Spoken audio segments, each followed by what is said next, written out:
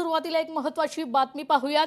शहादातील समाज कल्याण विभागाच्या वसतिगृहात अन्नातून विषबाधा होऊन सुमारे 40 विद्यार्थी आजारी पडल्याच्या पार्श्वभूमीवर नंदुरबारचे पालकमंत्री हसन मुश्रीफ यांनी वसतिगृहाला भेट देऊन परिस्थितीची पाहणी केली आहे। भेटीपूर्वी सूचना देऊनही समाज कल्याण विभागाचे सहाय्यक आयुक्त उपस्थित नसल्याचे निदर्शनास आल्यानंतर पालकमंत्री तीव्र नाराजी व्यक्त केली आहे।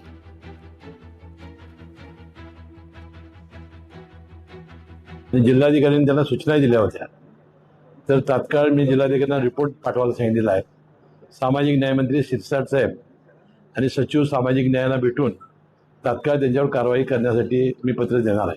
आणि मी तुकाराम मुंडेंना सुद्धा सूचना दिलेली आहे की अशी जीवनावश्यक जिथे तर कॅन्टीन असेल, मेस असेल, या ठिकाणी सुद्धा छापे घालून या कंत्राटदारांना सरळ करण्याची आता वेळ आलेली आहे। या मुलांच्या जीवाशी खेळ करण्याचा अधिकार कुठल्याही कंत्राटदाराला दिलेला नाही, म्हणून आपण दोघांनाही अटक करण्यासाठी मला वाटते पोलिसांनी कारवाई केलेली आहे।